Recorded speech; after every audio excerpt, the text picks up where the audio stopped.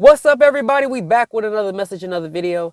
Thank you to all my new subscribers and future new subscribers. You know, we do nothing here without God because everything is spiritually led by God over here. We cover the world from a spiritual and physical aspect to get the raw, real, and uncut answer. So anything you hear, anything you see, anything times, may you test the spirits, aka take the words and visuals back to prayer with God, as there are many Decepticons running around sent from the enemy. Okay? Have that strong, close, and personal relationship with God. Woo! So today I get to finally tell you guys this car story that happened back at the end, like literally the last month of September, right?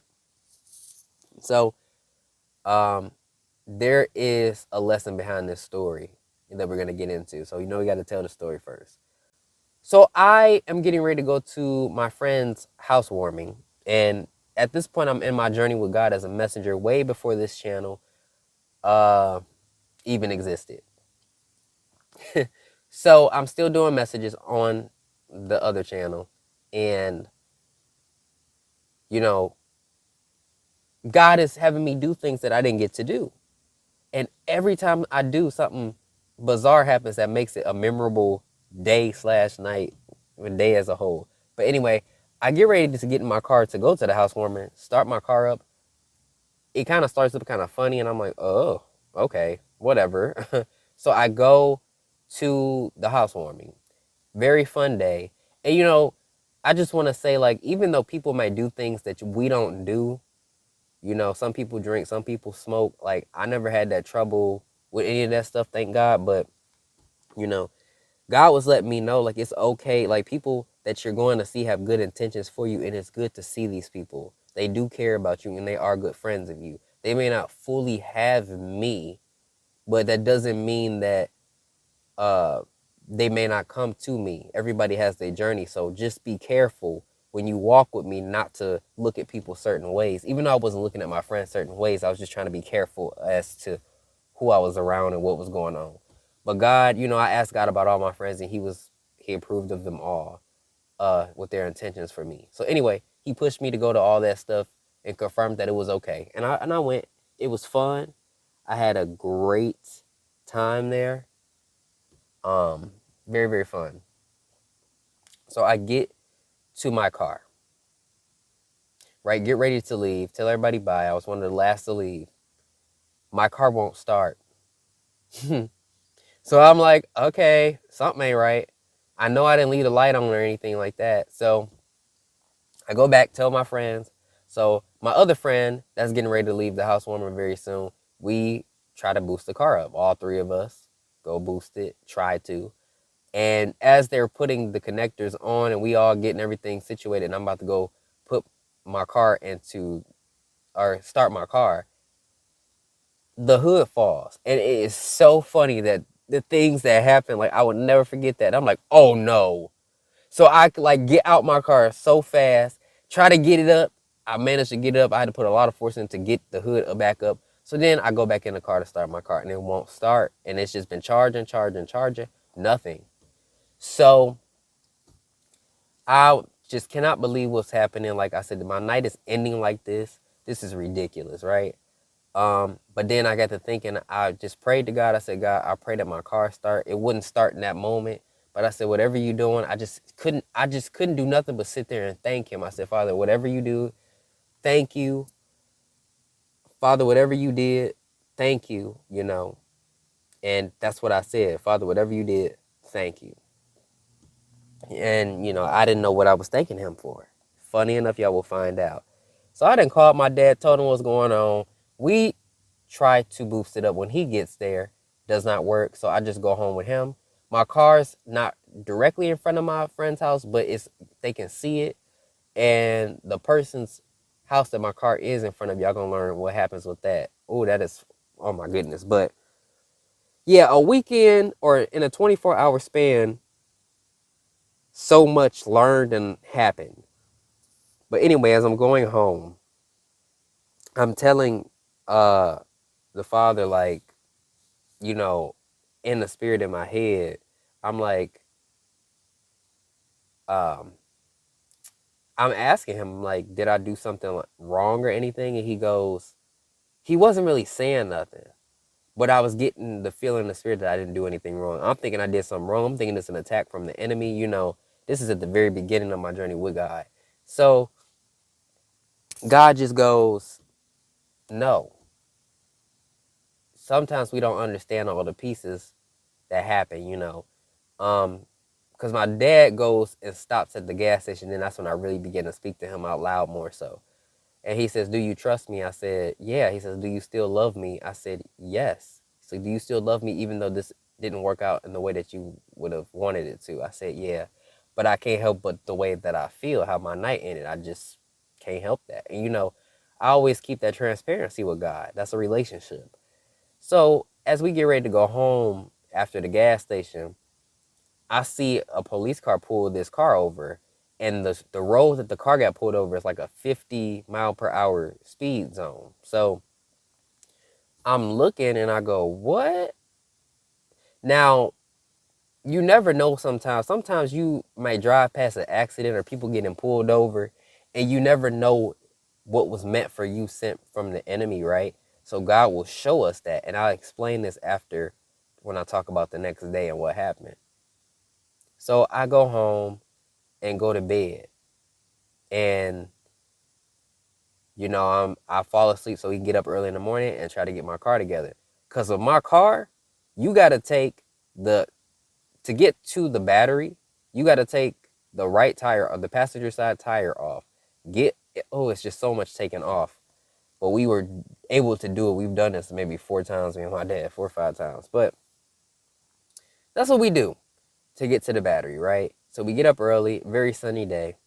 I feel a little bit better, and you know, of course, I pray for my car to start, and yeah. So we get everything taken off. Everybody up in the morning, right? And my friend and his wife is up. Everybody in the neighborhood just up at this point. So then the car, you know, we getting it together. The people's house that my car was in front of, they left, and there was an older couple, and they were really nice. And he says, no, don't worry about it. Things happen. I've been there. Go ahead and do what you need to do. So they leave, right? And my dad figures out like when he's looking, he's like, oh yeah, your the connectors are just corroded. Like they're corroded, and literally the battery wasn't even connected to one of the I forget if it was the negative or the positive, but like it wasn't even connected. It was connected by like a thread. And I said, if that would have disconnected, I think my car would have just stopped. And that could have killed me. And I was just in shock. Like, how did my car even start to get it to my friend's house in the first place? That wasn't nothing but God, right? So my dad leaves. He says, you want to come with me to go get the new connectors? Because I think that's all we need. Because I was swirling the cables on in this concoction to, you know, clean it off or whatnot. I said, no, somebody got to stay with the car because it's all broken up. Somebody got to stay with the car. So it's all torn down, right? And he goes to go and get it. And my friend's like, hey, if you want to come in. I said, nah, it's all right. I'm good. Somebody got to sit out here with the car anyway and stir this stuff up. So he said, okay, just let me know if you need anything. So God talks to me about the situation.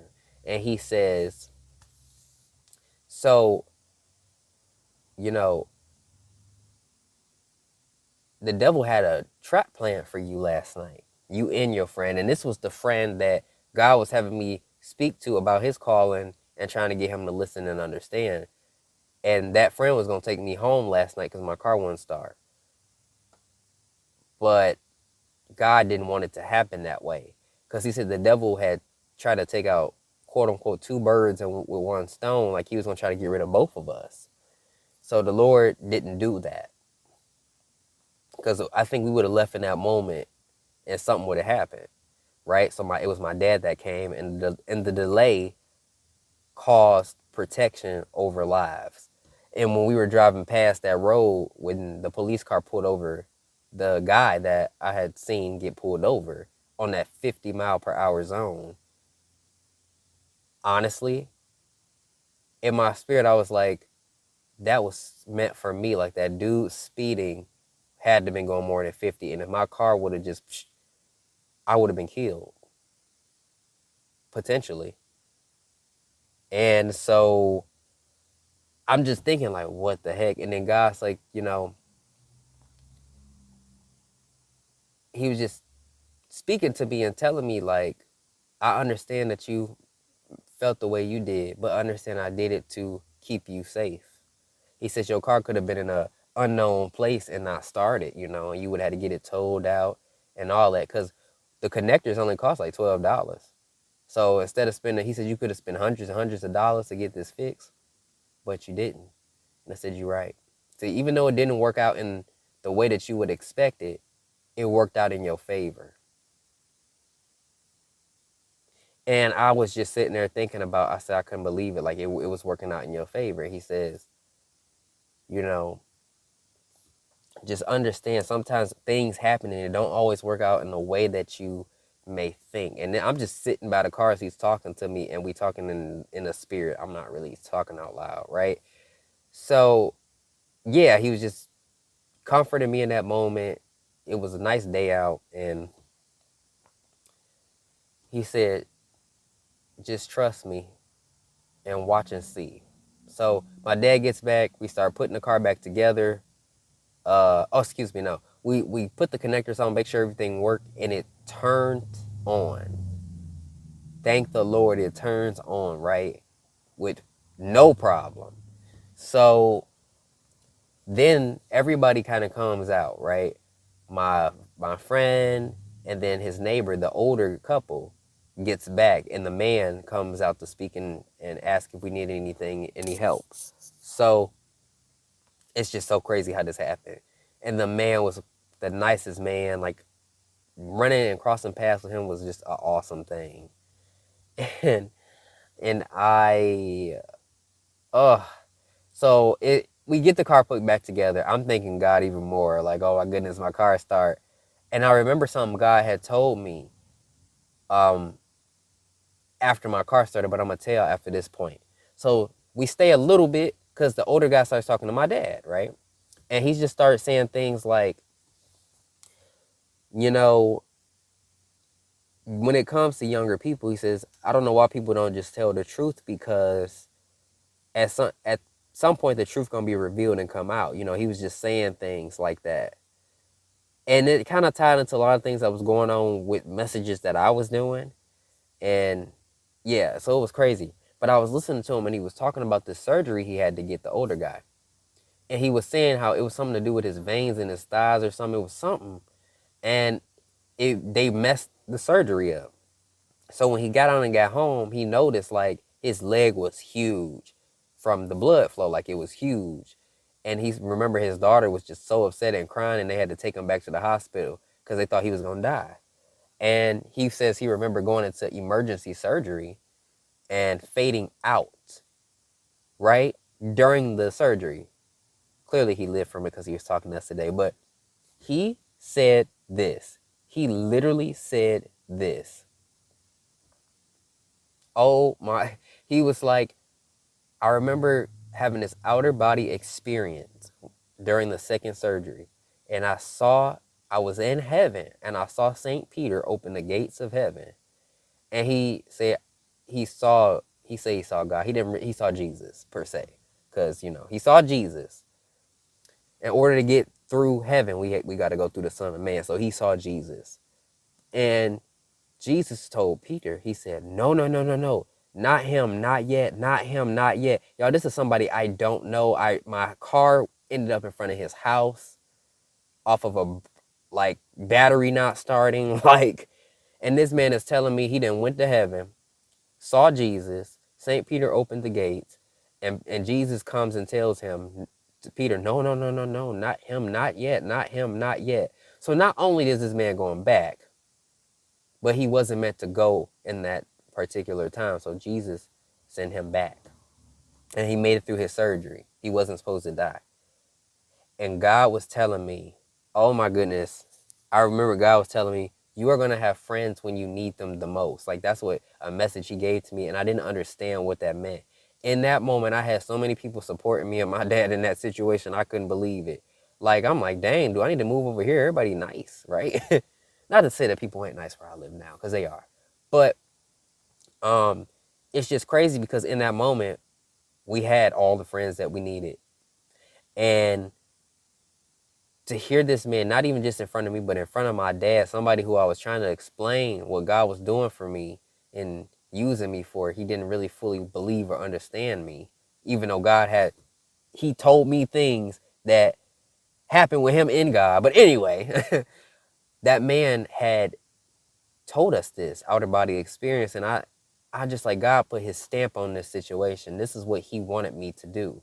He was trying to have me and this guy cross paths, and he was so nice. Oh my goodness.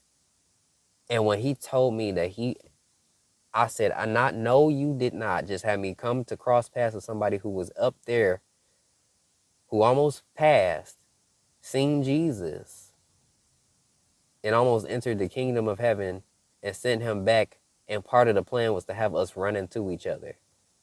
No, you didn't. So I didn't know what I was saying thank you to, and in that moment, God kept the secrets in the sacred place that me and him had together.